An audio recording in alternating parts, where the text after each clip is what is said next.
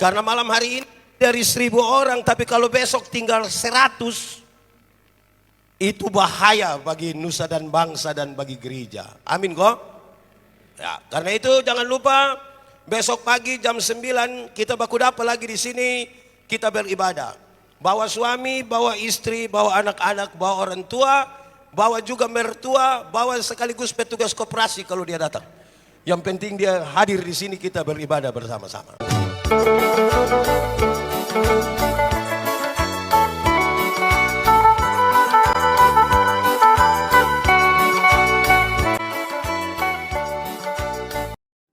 Bapak Ibu Saudara-saudara, mari kita berdoa untuk pemberitaan firman Tuhan. Mari berdoa. Ya Tuhan Allah, kami bersyukur kepadamu.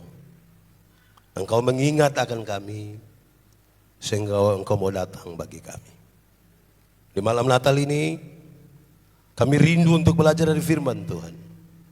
Tolonglah kami Tuhan supaya kami belajar seturut dengan kehendak-Mu. Dan oleh kekuatan Roh Kudus kami dimampukan melakukan kehendak firman-Mu. Jauhkanlah semua penggoda pencobaan, dan biar di dalam damai-Mu kami belajar firman Tuhan. Kami rindu pada firman-Mu. Berfirmanlah bagi kami Tuhan. Di dalam nama Yesus, firman yang hidup itu kami berdoa. Amin. Bapak Ibu Saudara, tema di malam Natal ini adalah Allah yang merangkul. Pembacaannya terambil dari Injil Lukas pasal 2 ayat 8 sampai ayat yang ke-20. Injil Lukas pasal 2 ayat 8 sampai ayat yang ke-20. Sejemput jemaat Tuhan berdiri. Gembala-gembala di daerah itu, gembala yang tinggal di padang menjaga kawanan mereka waktu malam.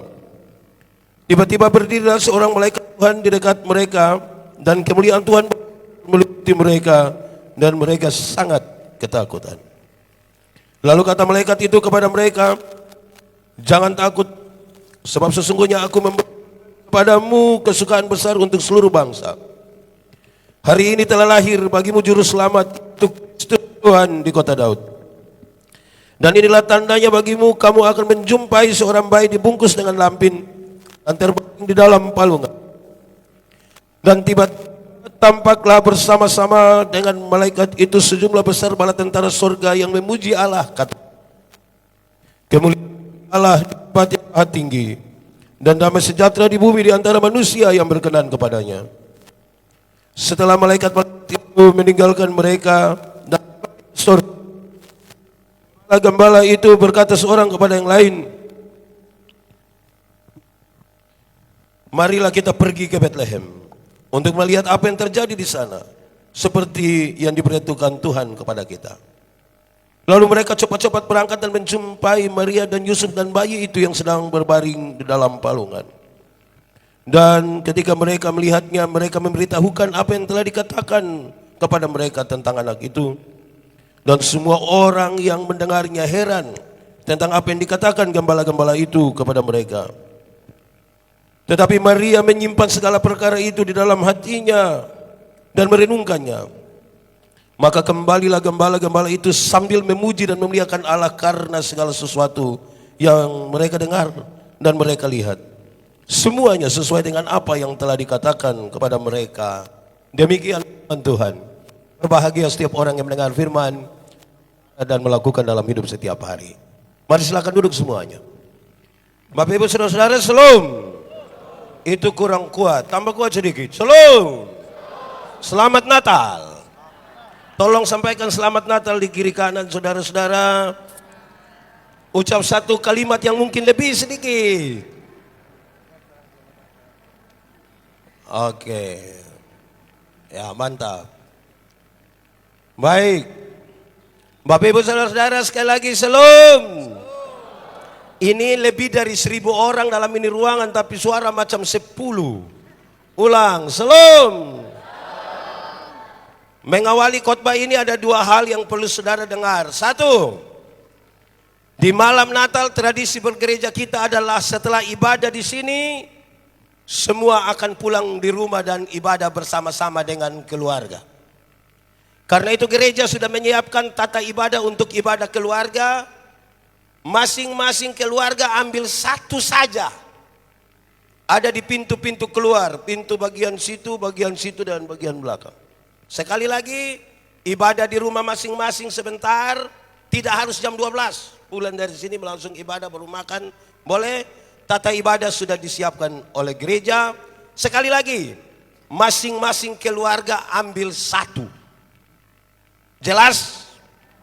Kedua, ingat besok pagi jam 9 gereja lagi.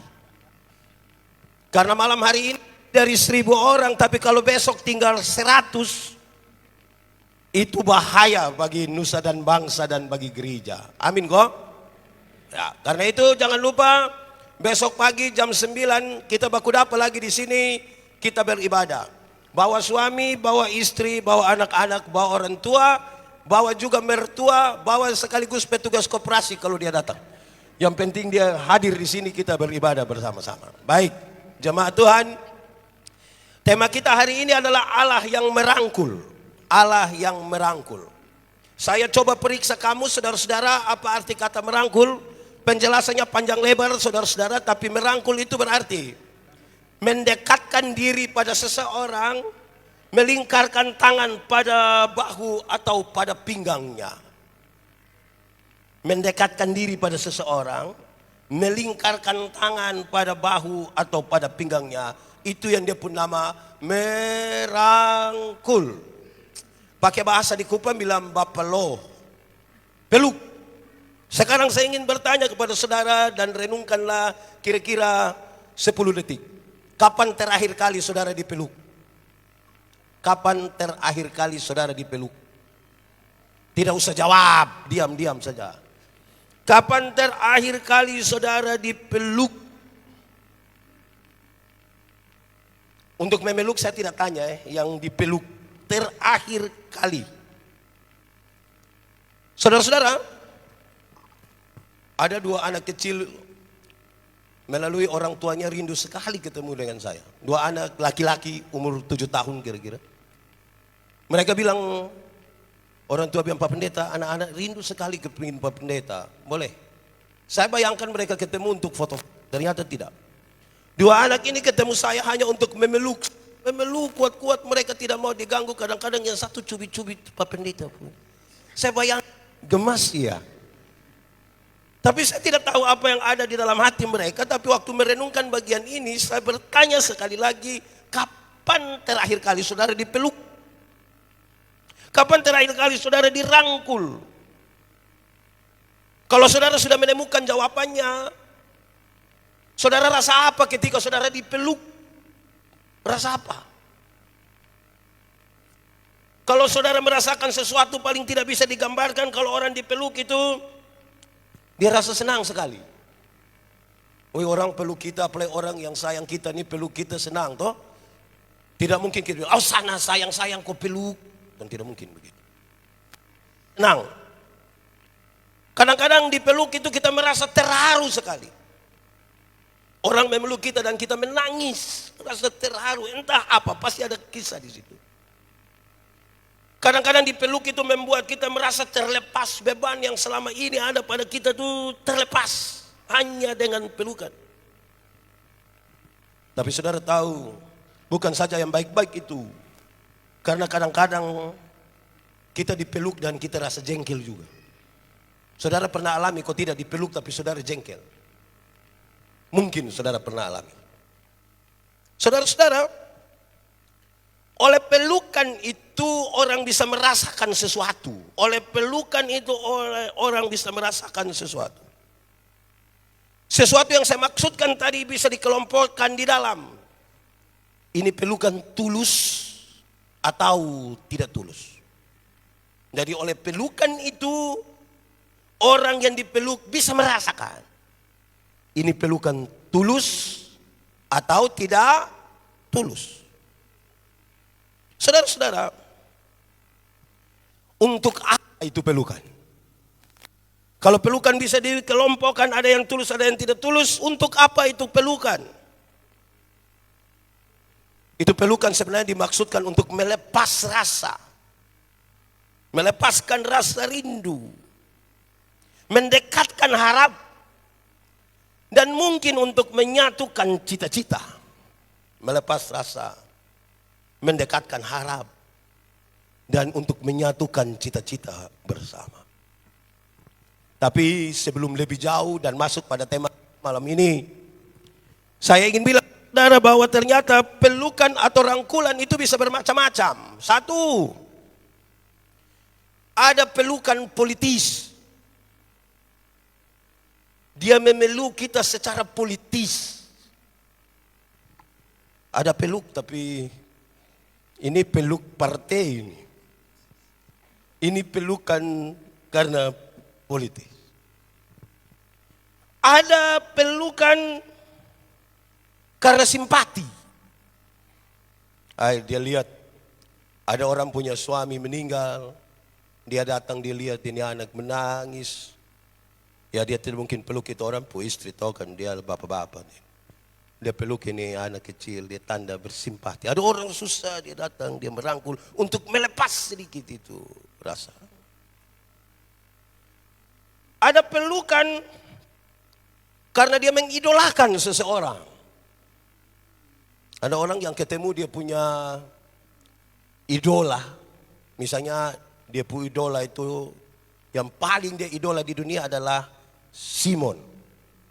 Maka pas ketemu dia, Simon, dia peluk itu. Karena dia idola sekali, dia peluk gitu, toh? Ya, Simeone maksudnya. Dia peluk kuat-kuat. Ada juga orang memeluk karena ketakutan. Orang memeluk karena ketakutan tuh kita duduk sama-sama. Terus tiba-tiba guncang begini, kok itu para Yesus. Itu dia tidak peduli siapa di sebelah. Mau kenal kok tidak kenal, dia peluk kami dulu, baru situ minta maaf om, te kaget. Kira-kira begitu. Memeluk karena ketakutan.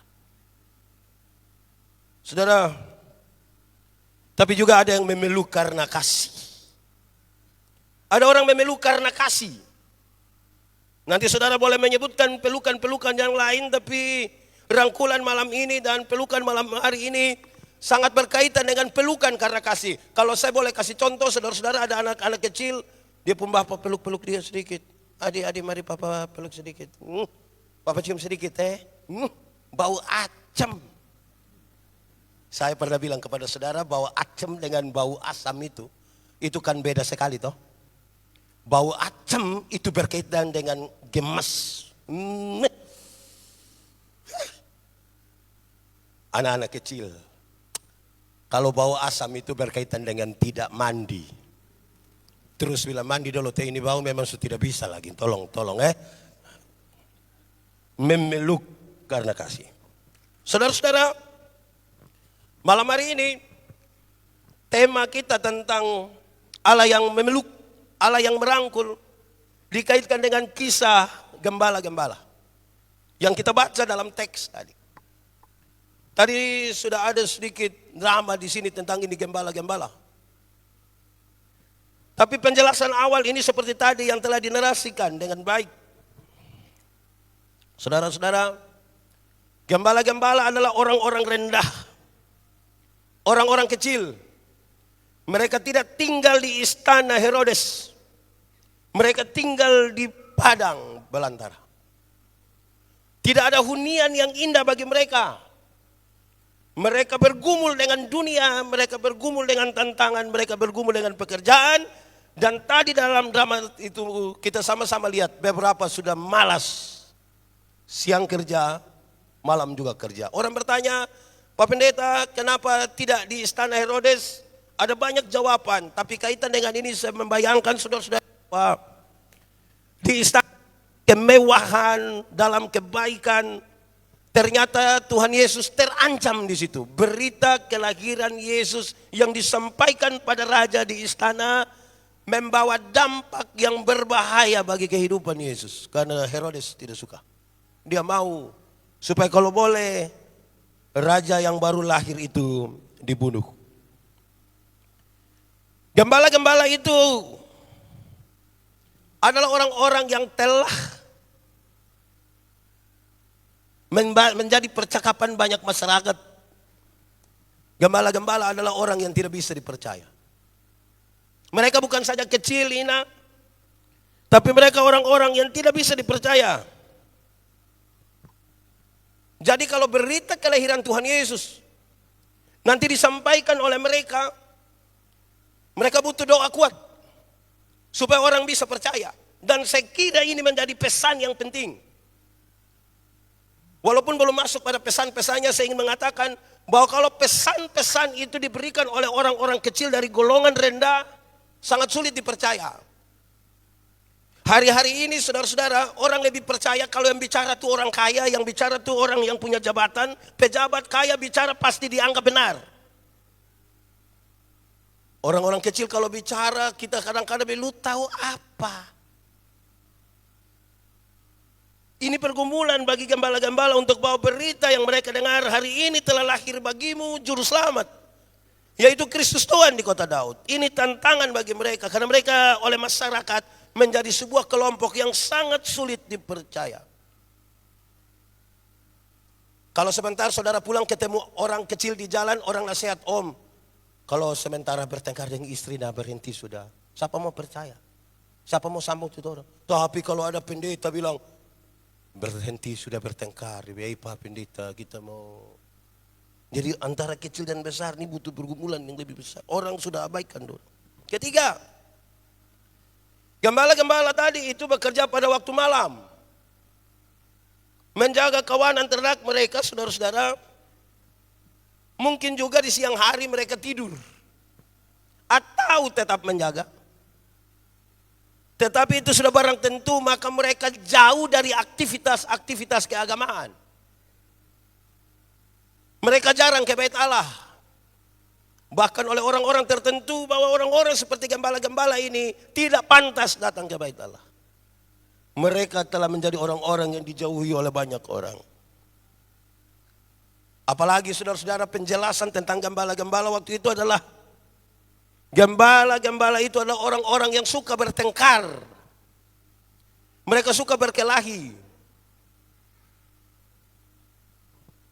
Mereka kemungkinan besar baku rampas lahan-lahan di mana mereka menggembalakan kawanan domba yang mereka jaga.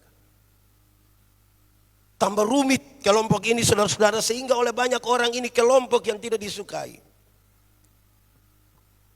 Dan oleh karena hal-hal itu saudara, saya membayangkan bahwa gembala-gembala ini adalah orang-orang yang tidak punya masa yang indah. Masa-masa mereka adalah masa-masa kelam, masa-masa sulit, tidak menikmati hidup mereka dengan baik. Bahwa Tuhan datang kepada mereka dalam keadaan mereka yang seperti itu. Saudara tidak usah bertanya, Pak Pendeta, Tuhan hanya datang bagi mereka yang gembala-gembala. Tidak. Khusus malam ini kita bicara tentang orang-orang yang terabaikan, yang selama ini jauh dari rangkulan, dari pelukan banyak orang. Dan kita kira Tuhan tidak memihak pada mereka. Tuhan datang bagi semua, tapi hari ini saya ingin bicara tentang mereka yang terabaikan, yang merasa sendiri, dijauhkan dari banyak orang. Dan Allah merangkul mereka. Pertanyaannya saudara yang penting bagi kita adalah, bagaimana Allah merangkul mereka? Itu pertanyaannya. Supaya menjadi bahan refleksi dan renungan bagi kita sekalian. Bagaimana Allah memeluk mereka, bagaimana Allah merangkul mereka. Kalau kita bertolak dari pembacaan tadi sangat jelas. Satu, Allah menjumpai mereka. Tuhan datang ketemu dengan mereka. Pak Pendeta tadi kan tidak kelihatan Tuhan di situ. Ya, terlalu kudus, terlalu mulia, terlalu suci Tuhan itu. Sehingga kalau dia datang langsung, kasihan itu gembala. Bukan gembala, saya gembala yang begini jumati. Ada malaikat-malaikat datang ke situ. Saudara-saudara, itu sebuah pertanda bahwa Allah yang dikenal sangat jauh itu, yang bahkan namanya tidak bisa disebutkan secara sembarang, YHWH, sekarang datang di tengah-tengah dunia, berjumpa dengan manusia, dengan mereka semua yang terabaikan tadi.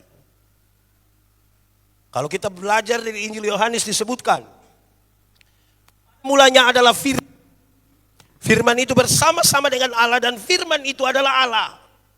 Tetapi selanjutnya dikatakan, dan firman itu telah menjadi manusia dan diam di antara kita. Cara pertama Allah memeluk mereka adalah dia datang dan berjumpa dengan manusia. Dengan ringan saudara-saudara, karena Allah yang sangat jauh dalam pandangan orang waktu itu sekarang datang berjumpa dengan manusia. Dengan ringan dinyanyikan lagu ini. Selamat, selamat datang. Boleh kita menyanyi sama-sama? 3, 2, sambil tepuk tangan kita nyanyikan selamat, selamat datang.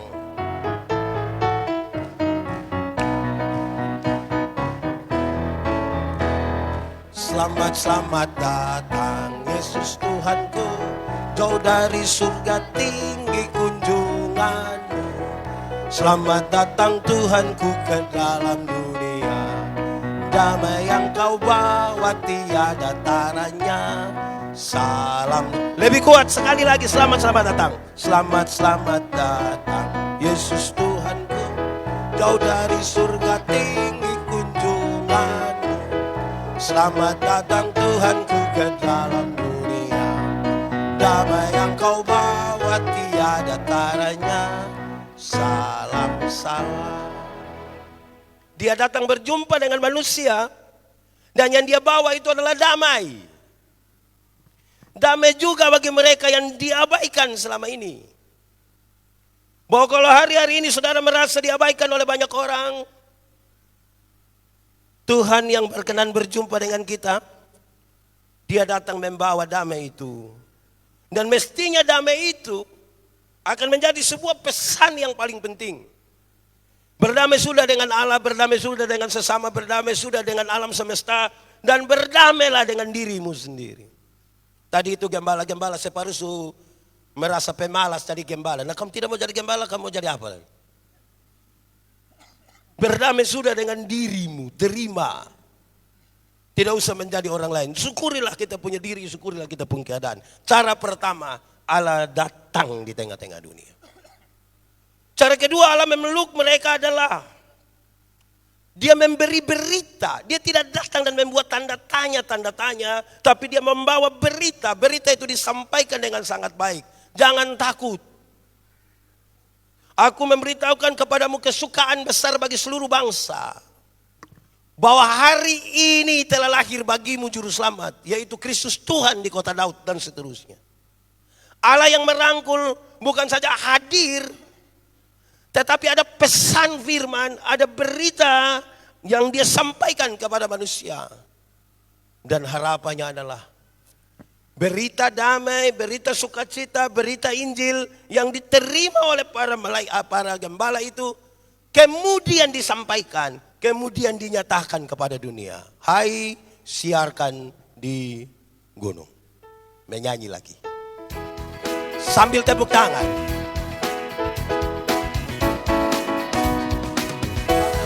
Siarkan di gunung, di bukit dan di mana jua. Hai, siarkan di gunung, lahirnya Al-Masih.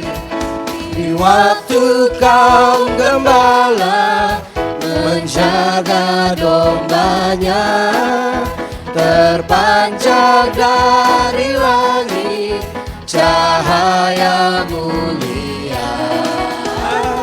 Hai, siarkan di gunung, di bukit dan di mana jua. Hai, siarkan di gunung, lahirnya Al-Masih. Gembala sangat takut ketika mendengar nyanyian bala sorga, gempita menggelegar. Hai, siarkan di gunung, di bukit dan di mana jua. Hai, siarkan di gunung, lahirnya Al-Masih. Sudah dua. Allah yang merangkul, Allah yang memeluk adalah Allah yang datang berjumpa dengan manusia dalam seluruh keadaannya.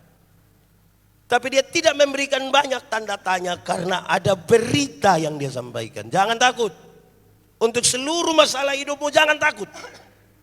Hari ini telah lahir juru selamat. Kalau juru selamat saja diberikan pada manusia, apalagi hal-hal yang dia punya soal di bawah dari itu. Jangan takut. Sudah dua. Ketiga, saudara-saudara. Allah yang memeluk, Allah yang merangkul bukan saja datang dan memberi berita, tapi dia mau masuk di dalam hidup kita. Itu berita Natal. Dia bukan hadir saja, dia mau masuk di dalam hidup kita. Kalau orang memeluk hanya dari luar, Allah masuk di dalam hidup kita. Pertanyaannya adalah, saudara mau buka pintu supaya Allah itu masuk di dalam hidupmu. Dia memeluk saudara, tetapi dia juga dari dalam saudara. Mari masuk. Kita nyanyi lagi. Mari masuk, mari masuk, masuk hatiku, ya Yesus, datang sekarang, datang tinggal dalam hatiku, ya Yesus. Sekali lagi biar ini jadi kerinduan dan doa kita.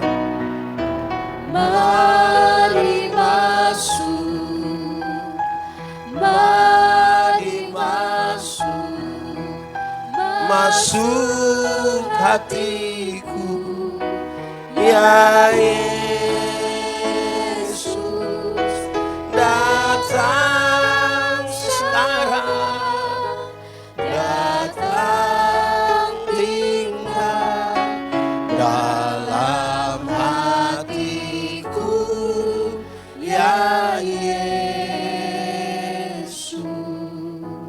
Sudah tiga.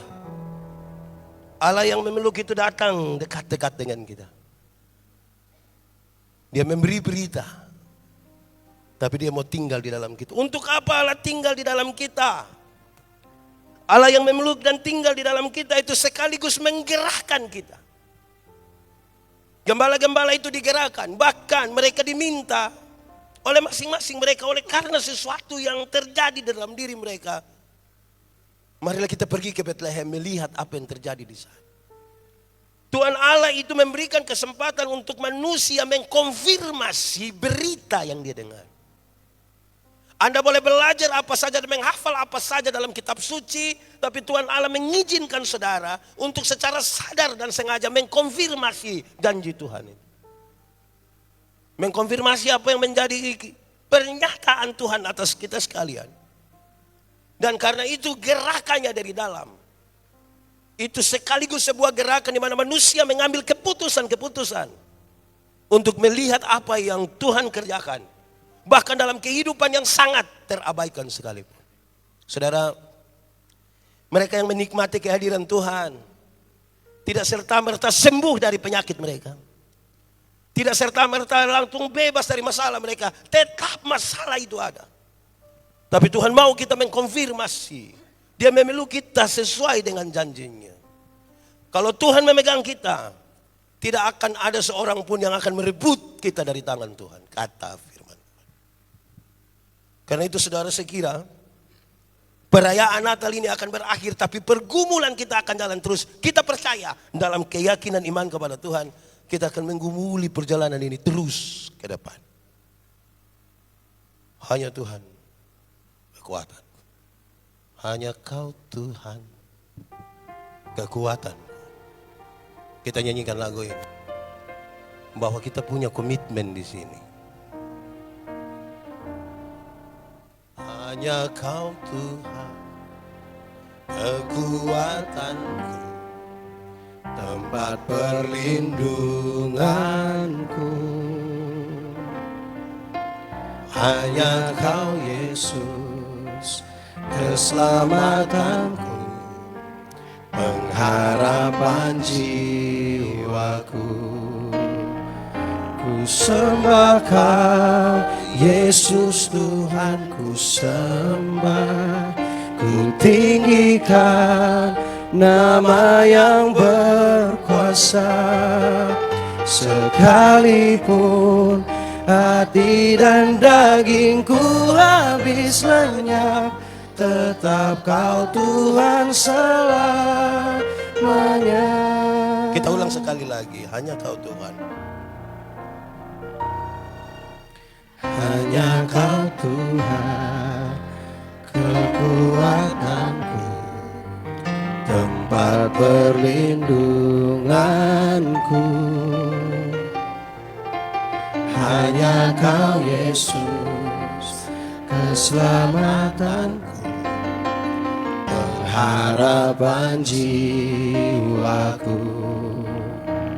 Ku sembah Kau Yesus Tuhan, ku sembah, ku tinggikan nama yang berkuasa. Sekalipun hati dan dagingku habis lenyap, tetap Kau Tuhan selamanya. Ini komitmen kita, ku sembah Kau. Ku sembah Kau Yesus Tuhan, ku sembah, ku tinggikan nama yang berkuasa. Sekalipun hati dan dagingku habis lenyap, tetap Kau Tuhan selamanya. Tetap Kau Tuhan selamanya.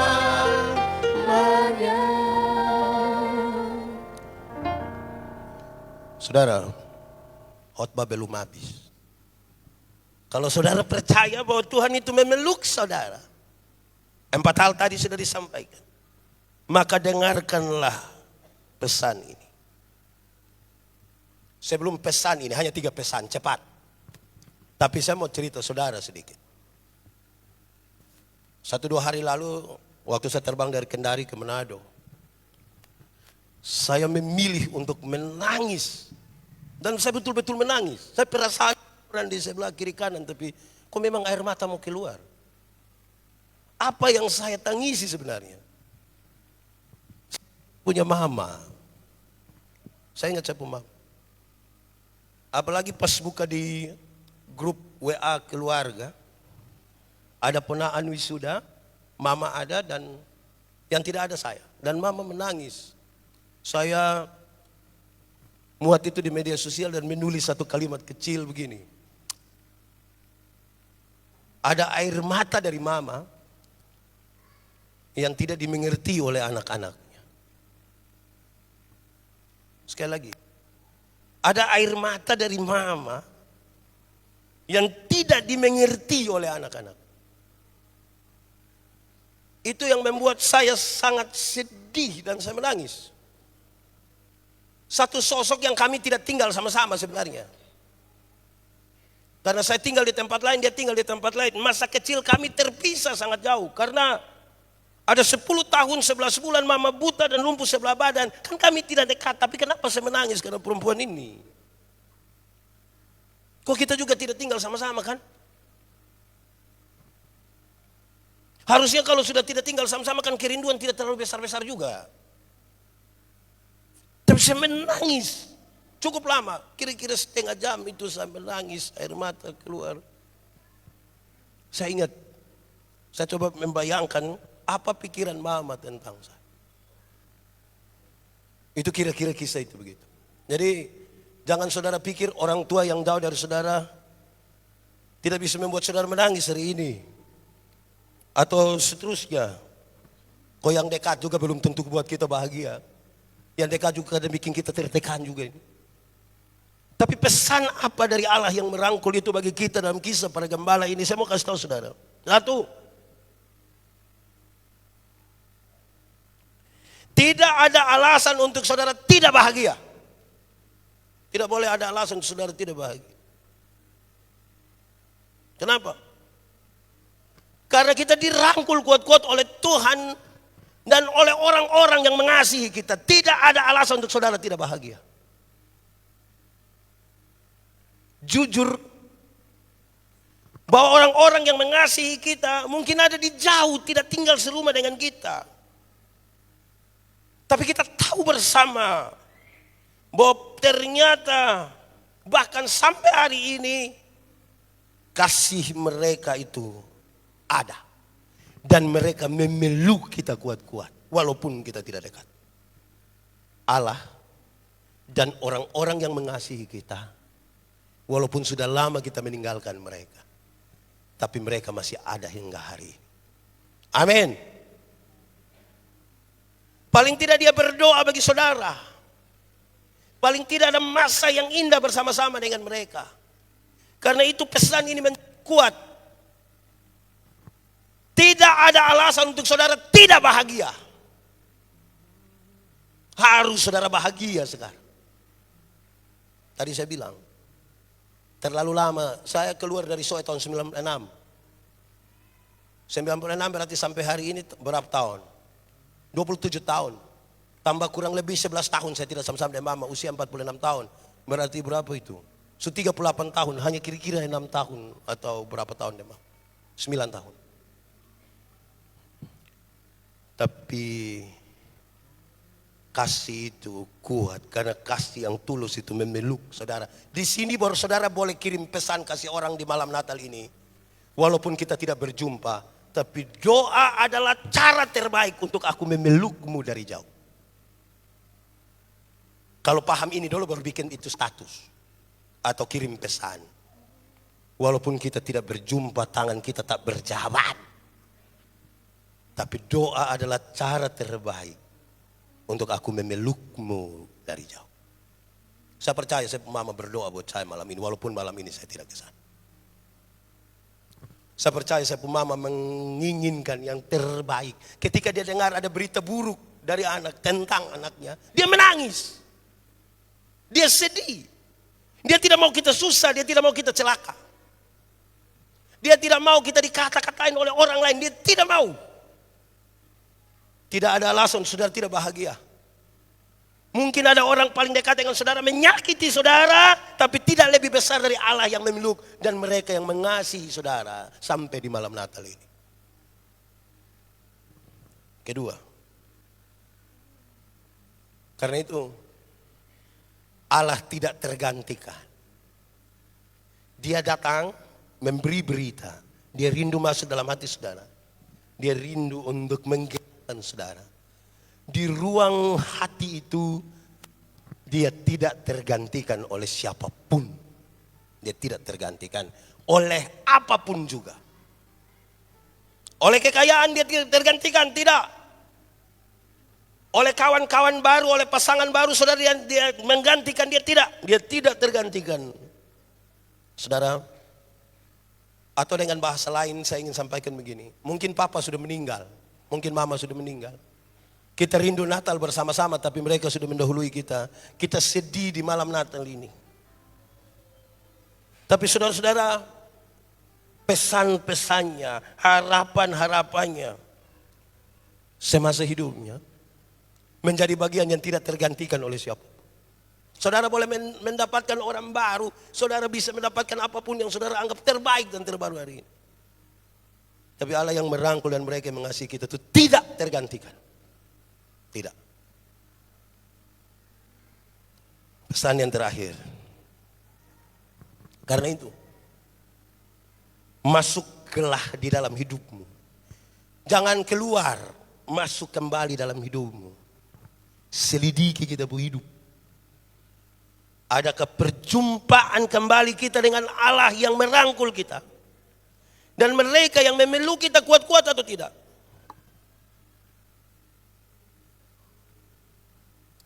Kalau Allah merangkul dan saudara menjumpai di sana dalam hidupmu. Juga dengan orang-orang yang Tuhan kasih kesempatan bersama-sama dengan saudara. Maka saya kira Tidak ada kata terlambat bagi sesuatu yang membuat kita punya harapan ke depan. Tidak ada kata terlambat untuk itu. Jangan berhenti berharap. Karena masa depan itu sungguh ada bagi saudara. Bagi kita semua. Apa sebenarnya menjadi dasar dari ini semua? Karena dia mengasihi kita. Bukan saja dia mengasihi kita. Dia pakai banyak orang untuk mengasihi kita. Hari ini saudara harus merayakan Natal dalam kebahagiaan. Sekali lagi tidak ada alasan saudara tidak bahagia. Karena Allah mengasihi. Saya lihat saudara punya muka ini banyak dengan masalah. Tapi jangan itu masalah membuat kita tidak bahagia. Saya terlalu percaya bahwa Allah yang merangkul kita membuat kita bahagia. Coba saudara ingat orang tua yang sementara ini mengasihi saudara. Bahkan membawa saudara dari kecil hingga saat ini. Masa saudara tidak bahagia hanya karena ada satu persoalan kecil di hadapan saudara. Mari kita semua bahagia sekaligus membangun komitmen. Kita akhiri semuanya. Hanya Kau Tuhan kekuatan. Ini sekaligus menjadi doa kita.